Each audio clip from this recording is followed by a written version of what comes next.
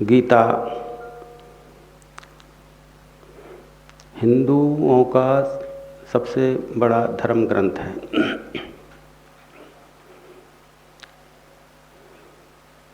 ये प्राय घर घर में पाया जाता है।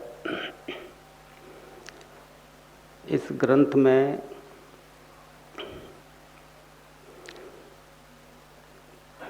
कृष्ण भगवान ने अर्जुन को वह उपदेश दिया, वह ज्ञान दिया जिस ज्ञान की मनुष्य को अत्यंत आवश्यकता होती है।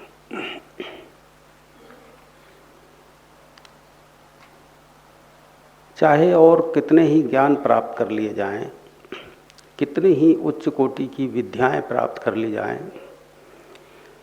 वो ज्ञान और विद्याएं किसी काम की नहीं, काम चलाऊ होती हैं। ये मनुष्य जीवन जिस लिए मिलता है, उस परम ज्ञान को देने के लिए कृष्ण अर्जुन को पूरी तरह से प्रयास कर रहे हैं। ये ज्ञान इतना सरल है कि इससे सरल कोई और चीज नहीं। लेकिन आदमी ने अपने आप को सरलता से हमेशा से बचा कर रखा है और कुछ दूसरी जानकारियां लेकर के अपने को जटिल कर लिया है। उस जटिलता में होके वो सरल ज्ञान प्रवेश नहीं पाता है। उसके लिए गुरु को इंतजार करनी पड़ती है और गुरु तब तक इंतजार करता है कि शिष्य जब तक उस ज्ञान को लेने के काबिल नहीं बन जाता। पूरे जीवन ही उसकी आंखें बस उसी जगह गड़ी होती हैं कि किस क्षण वो जिज्ञासा शिष्य में पैदा होगी जब ये सरल ज्ञान आत्मा का दिया जा सके। और कृष्ण ने पूरे जीवन इंतजार किया, पूरे जीवन इंतजार किया, लेकिन अर्जुन को कभी इस तरह की स्थिति में नहीं पाया कि उसे इस सरल ज्ञान को दिया जा सके। बचपन में साथ रहे अर्जुन के, तभी भी वो इस काबिल नहीं था।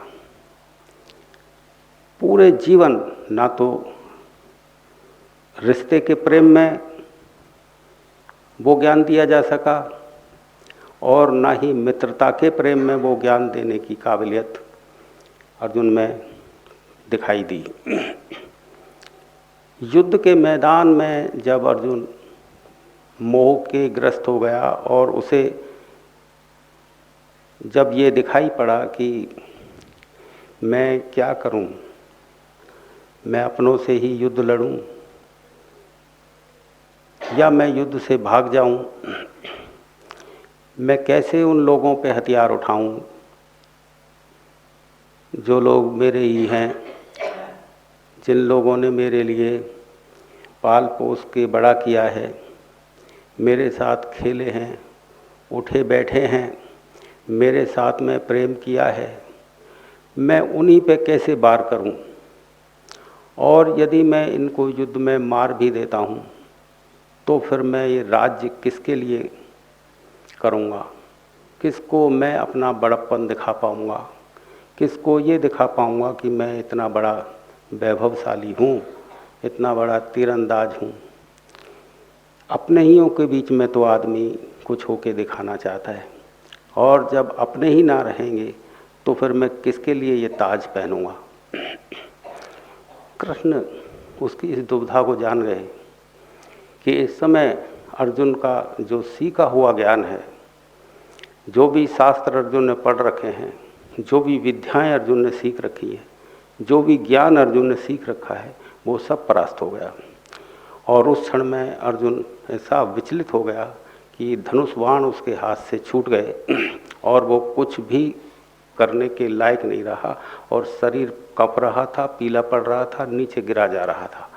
उस स्थिति में कृष्ण ने कहा कि बस यही सोचा उसने, कृष्ण ने, कि बस यही स्थिति है जब शिष्य को आत्मज्ञान दिया जा सकता है। जब चारों तरफ के दरवाजे बंद होते हैं तब कहीं परमात्मा का दरवाज़ा खुलता है। जब तक तुम्हें संसार में आस लगी है, जब तक तुम्हें लगा है कि मुझे कुछ संसार से ही मिल जाएगा, मुझे धन से कुछ मिल जाएगा, मुझे बच्चों से कुछ मिल जाएगा, मुझे रिश्तों से कुछ मिल जाएगा, मुझे वैभव से कुछ मिल जाएगा, तब तक ये रास्ता तुम्हें नहीं हिसाब किताब का बैठेगा। ये सारी चीज़ें तो कठोरताएं धारण करवा देती हैं। जब अर्जुन के पास कोई रास्ता नहीं बचा, उसका सारा ज्ञान परास्त हो गया, उस समय पर कृष्ण ने उसे आत्मज्ञान देना उचित समझा। उसने सोचा कि पूरे जीवन जो मैं आँख गड़ा के बैठा था, अभी तो है इसको देने का। सदगुरु ये ख्याल ही नहीं करता कि सेनाएं खड़ी हैं, हथियार लिए हुए हैं सभी लोग, जान जाती है, जान की परवाह भी क्या है, चली जाए। हर जीवन में जान चली ही जाती है, करोड़ों जीवनों में जान यूं ही गम जाती है, चली जाती है। तो कृष्ण को इस बात का ख्याल नहीं था कि मर ही जाएंगे, ख्याल इस बात का था कि यदि ये ज्ञान नहीं ले सका फिर सब जन्म को मर जाएगा, ये फिर किसी भी जन्म में जीवित नहीं हो सकेगा। जीवित होने से आदमी जीवित नहीं होता है। तुम जीवित हो इससे जीवन नहीं है। जीवन तुम्हारे अंदर कुछ और है, कुछ और खबर देता है। तुम्हारी जितनी भी जानने की चेष्टाएं हैं, तुम्हारी जितनी भी कुछ लेने की चेष्टाएं हैं, ये चेष्टाएं कभी खत्म होंगी ही नहीं। खत्म तब होंगी जब तुम्हारे अंदर आत्मज्ञान पैदा हो जाएगा। उससे बड़ा कुछ भी नहीं है। रावण के पास सब कुछ था, सोने की लंका थी, 10 शीश थे, फिर भी कुछ लेना चाहता था। जिसके पास सोने की लंका हो फिर दूसरे के राज्य को लेना चाहेगा वो? किस बात की लड़ाइयाँ लड़ी फिर रावण ने? फिर किस बात का युद्ध लड़ा जब उसके पास सोने की लंका थी, उसके पास 10 शीश थे। जिसके पास 10 शीश होते हैं, जिसके पास सोने की लंका होती है, वही कुछ और लेने की चेष्टाएं करता है। जिसके पास एक सिर होता है ना, वो फिर कुछ नहीं चाहता। जाकू कछु नहीं चाहिए, वो साहन के साहा। एक शीश वाला कुछ, राम के पास एक ही शीश था, उसने कभी दूसरे का राज्य नहीं चाहा। विभीषण का राज्य भी रावण का राज्य उसी को दे दिया। अंगद, बाली और बाली का बाद सुग्रीव था, सुग्रीव बाली को जब मारा तो सुग्रीव का राज्य हड़पा नहीं राम ने, उसी को दे दिया। एक सिर वाला जिसके पास एक ही ज्ञान है, फिर उसको सारे ज्ञान प्राप्त हो गए। जिसके पास एक आत्मज्ञान है, उसका सब कुछ हो गया, काम हो गया, मनुष्य जीवन सफल हो गया, उसकी सारी चेष्टाएं पूरी हो गई।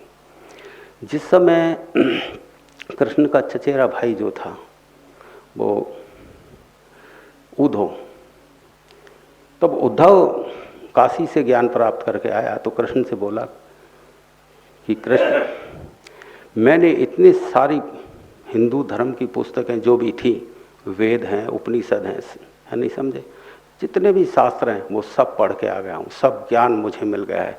तू तो कुछ नहीं जानता, मेरे पास सारा ज्ञान मौजूद है। कृष्ण बोले, तू सारा ज्ञान भी ले आया, लेकिन तू उसे तो ले ही नहीं पाया जो लेने लायक था। जिस मनुष्य शरीर में जिसको लेना चाहिए था वो तो ले ही नहीं पाया। फिर इन पुस्तकों के ज्ञान को संग्रह करके तुझे मिलना भी क्या है? तू तो वैसा ही है। जब तेरे पास ये पुस्तकों का ज्ञान था नहीं तब भी तू ऐसा ही था, और अब इन पुस्तकों की जानकारियाँ मिल गई तब भी तू ऐसा ही है। अरे तू उसे ले लेता जो लेने लायक है, फिर तू इन्हें लेता ना लेता इससे कोई फर्क नहीं पड़ने वाला था। तो उसकी अहमियत आत्मज्ञान की इतनी बड़ी है कि उसका इंतजार सदगुरु तब तक करता है जब तक शिष्य तैयार नहीं हो जाता। शिष्य तो बहुत सारे बन जाते हैं, लेकिन तैयारी किसमें है, किसमें लेने की ख्वाहिशें पैदा हुई हैं, ये नज़र होती है गुरु की। गुरु प्रत्येक के ऊपर नज़र रखता है, वो तब तक इंतजार करता है कि कौन हो गया तैयार, बस हो गया तैयार, उसे तत्क्षण बस अब सही है, हो जाता है।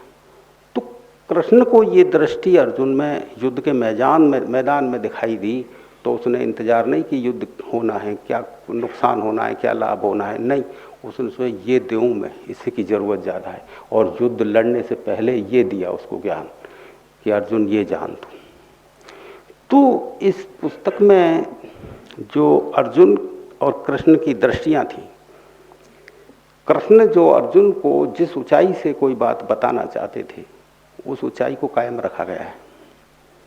इस पुस्तक में वो ऊंचाई कायम रखी गई। ये गीता जो लिखी है ये टीका नहीं है, ये कृष्ण की उस पूरी दृष्टि को इसमें प्रस्तुत किया गया है।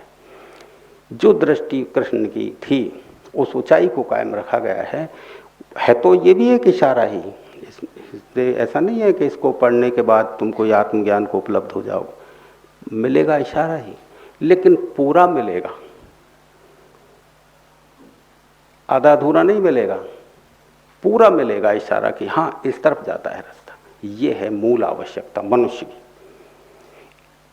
मूल आवश्यकता को ध्यान में रख के ये पुस्तक लिखी गई है कि इससे ये पता लगे कि मनुष्य जीवन में ये मुख्य काम ये है, ये करना है।